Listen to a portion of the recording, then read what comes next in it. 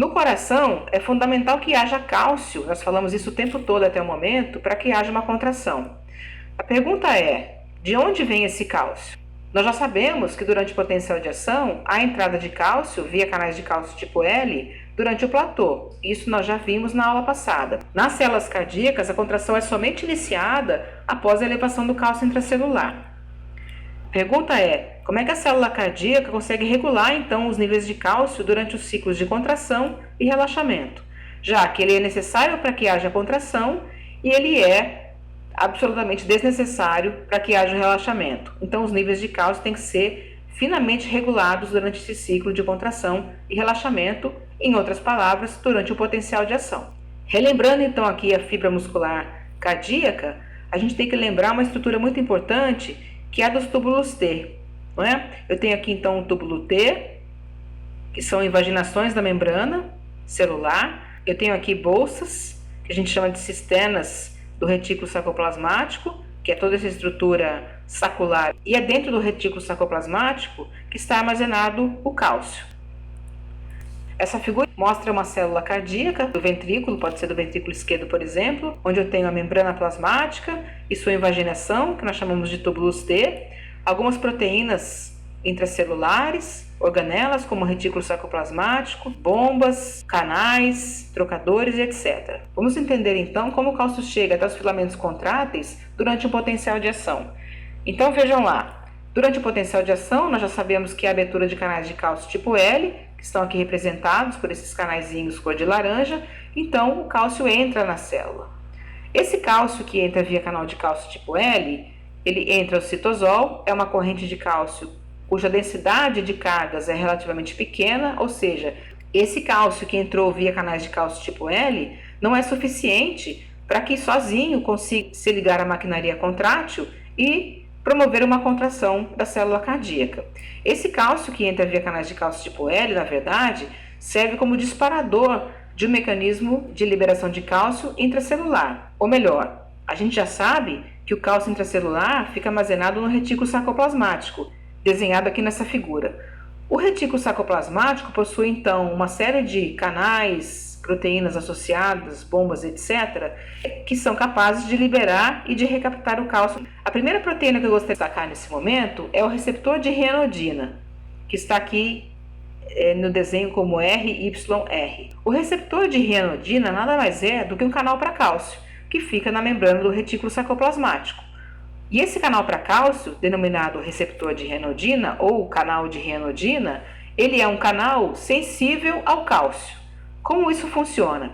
O cálcio entra pelos canais de cálcio tipo L e esse cálcio então se liga ao receptor de rianodina de forma a abri-lo. Então o receptor se abre, o cálcio que está no retículo sarcoplasmático vem para o citosol, promove então um transiente de cálcio bastante grande. E agora sim, esse cálcio liberado em grandes quantidades pelo retículo é capaz de interagir então com proteínas contráteis e disparar uma contração da célula cardíaca. Olhando de maneira um pouco mais ampliada então o que eu acabei de falar, eu tenho aqui um pedaço da membrana do túbulo T, o receptor de rianodina e a membrana do retículo sarcoplasmático. Aqui eu tenho um nome meio estranho que apareceu agora pela primeira vez, chamado de receptor de dihidropiridina. Isso nada mais é do que o nome que os farmacologistas gostam de dar para o canal de cálcio tipo L, que nós já vimos aqui no desenho anterior, tá bom? Então olha só, o receptor de rianodina, como eu disse para vocês, é um canal para cálcio sensível ao cálcio. Ele tem dois sítios de ligação, um sítio de alta afinidade, ou seja, qualquer cálcio que entre via canal de cálcio tipo L se liga a esse sítio e faz com que esse canal se abra, liberando o cálcio do retículo para o citosol. Uma vez que o cálcio do retículo é liberado para o citosol, uma onda de cálcio se forma no citosol. A concentração de cálcio intracelular aumenta bastante, de modo que esse outro sítio de ligação de baixa afinidade ao cálcio é preenchido e faz com que esse canal de rianodina se feche, cessando então o fluxo de cálcio que sai do retículo para o citosol. A pergunta que vem a seguir é a seguinte: será que eu preciso de um canal de cálcio tipo L, ou de novo aqui, um receptor de dihidropiridina, para sensibilizar cada um dos canais de rianodina do retículo sarcoplasmático? A resposta é não. Até porque morfologicamente seria impossível que eu tivesse para cada receptor de renodina um canal de cálcio para sensibilizá-lo. O que acontece aqui é um fenômeno bastante interessante. Uma vez que o canal de cálcio abriu e esse cálcio que entrou sensibilizou o receptor de renodina, esse se abre e libera cálcio para o citosol. Reparem que os receptores de renodina que estão na vizinhança desse canal de renodina central, que foi sensibilizado pelo cálcio que entrou via canal de cálcio tipo L, recebem uma onda de cálcio e à medida que essa onda de cálcio se espalha, isso vai sensibilizar então canais de renodina que estão na vizinhança, que vão se abrir também e liberar mais cálcio do retículo. Essa sensibilização que acontece de um receptor de renodina para os outros vizinhos é chamada liberação de cálcio induzida por cálcio, ou se vocês forem ler algum texto em inglês, vão encontrar essa sigla de Calcium Induced Calcium Release, ou seja, liberação de cálcio induzida pela onda de cálcio. A pergunta agora é a seguinte: como é que se faz para remover todo esse cálcio que está no citosol para que consiga acontecer o relaxamento? Então, as vias de saída de cálcio do citosol para promover o relaxamento são 4. A primeira via de remoção de cálcio do citosol é a via que o leva de volta ao retículo sarcoplasmático. E essa via é a mais importante, é a principal fonte que remove o cálcio do citosol. Isso também é bastante interessante de se observar, porque é lógico pensar que o estoque de cálcio tem que ser sempre refeito, uma vez que na próxima contração ele vai sair de novo para interagir com as proteínas contráteis. A forma pela qual o cálcio consegue retornar ao retículo sarcoplasmático é via uma ATPase, chamada SECA, ATPase de cálcio do retículo sarcoplasmático. No caso do coração, a isoforma é número 2, então seria a SECA número 2. A outra forma de remoção de cálcio do citosol é via trocador sódio-cálcio, que aqui no inglês está como sódio-calcium exchanger. Esse trocador de cálcio, como o próprio nome diz, troca sódio, que entra pelo seu gradiente eletroquímico na célula, e expulsa o cálcio, ajudando então no relaxamento celular. Essa via é a segunda mais importante fonte de remoção de cálcio do citosol para que haja relaxamento.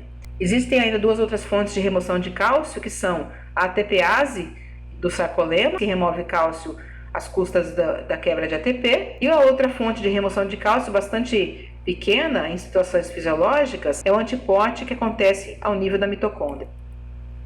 Do ponto de vista de percentagem da importância da remoção de cálcio feita por essas proteínas, de um total de 100% do cálcio citosólico, 70% é removido pela SECA do retículo sarcoplasmático, 28% pelo trocador sódio-cálcio e apenas 2% pelos mecanismos lentos, que a gente chama de ATPase de membrana e antiporte mitocondrial. Essas porcentagens foram medidas em corações de coelho, mas já sabemos hoje que nós, humanos, também temos uma relação de proporção muito parecida com a dos coelhos.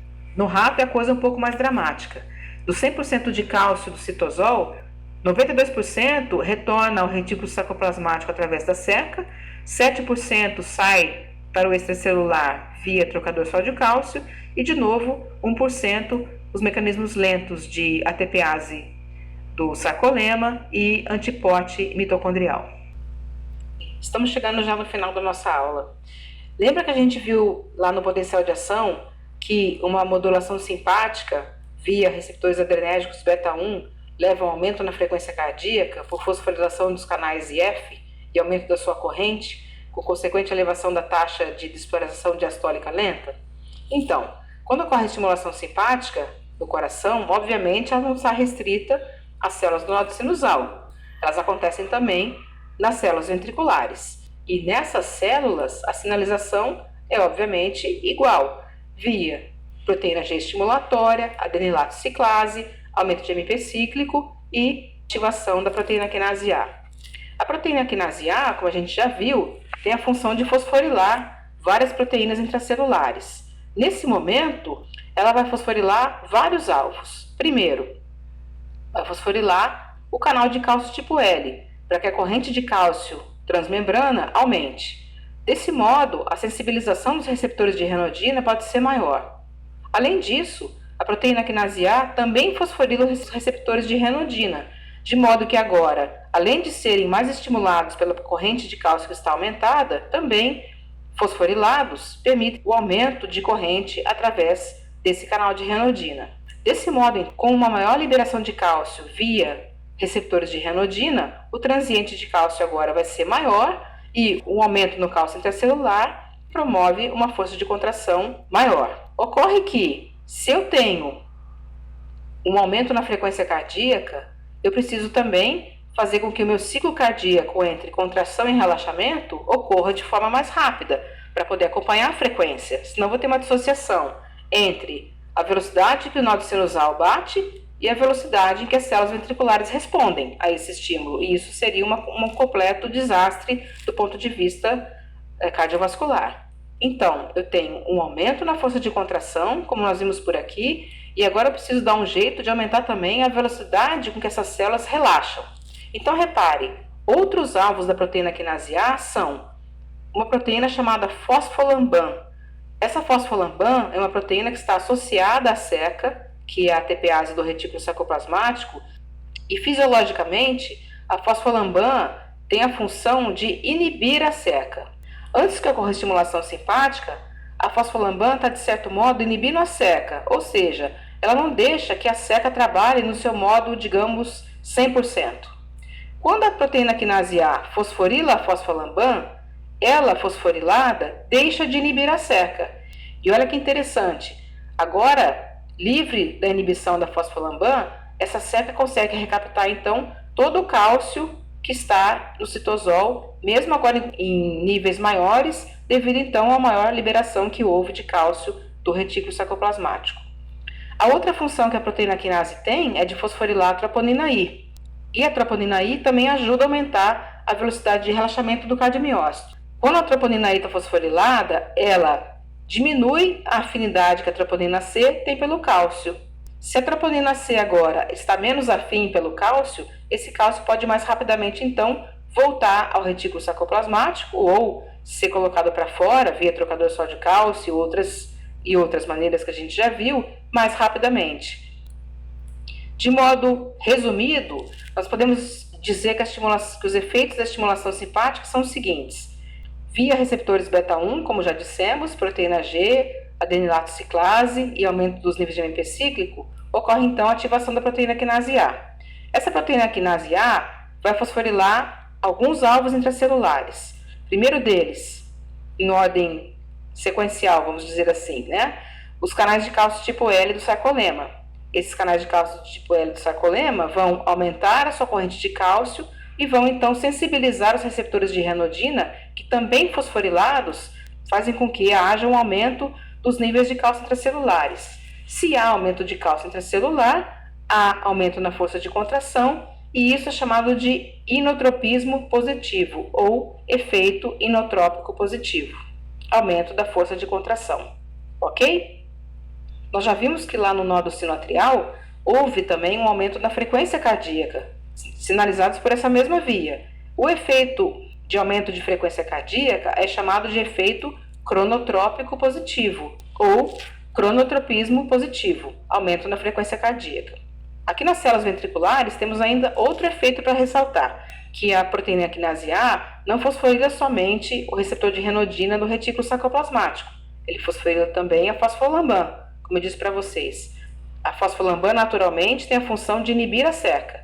Uma vez fosforilada, ela deixa de inibir a seca, que agora, por sua vez, consegue recaptar o cálcio de maneira mais rápida de volta ao retículo.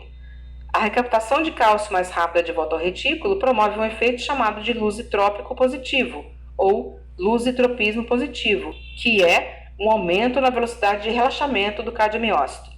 Além disso, a fosforilação da troponina I, como eu já disse, faz com que a troponina C agora fique menos afim pelo cálcio, e esse fato promove também o lusitropismo positivo, ou seja, aumenta a velocidade de relaxamento do cardiomiócito. De modo que agora, com o aumento da velocidade de relaxamento, eu consigo então acompanhar o aumento da frequência cardíaca promovido lá pelo nódo sinusal. Aqui nós temos então uma demonstração do que nós acabamos de falar, só que de modo gráfico. Esse painel de cima mostra então uma situação controle, onde eu tenho um transiente de cálcio intracelular seguido de uma contração, tá certo? Em função do tempo. Nós não temos aqui representado o potencial de ação. Essa mesma célula, quando estimulada com uma droga que é agonista dos receptores beta-1, no caso o isoproterenol, promoveu então um transiente de cálcio muito maior do que o original, como vocês podem ver, e uma contração muito mais intensa do que o original. Além das magnitudes dos picos de cálcio e de força produzidos após a estimulação adrenérgica, reparem também na velocidade de subida do cálcio antes da estimulação e agora, muito mais rápido, não é isso? A velocidade de remoção do cálcio citosólico antes do isoproterenol e agora, depois, muito mais rápida, ou seja, esse efeito basicamente é o efeito da fosforilação da fosfolamban que está desinibindo a seca. O cálcio era recuperado com essa rapidez antes do estímulo e agora com essa rapidez, ou seja, muito mais rápido, não é isso? Olha também a força de contração, além de ser maior, ela se desenvolve de maneira muito mais rápida do que anteriormente. Bom, nessa aula de hoje, então, mostramos um resumo dos principais fenômenos que acontecem durante o fenômeno de excitação e da contração das células do músculo cardíaco.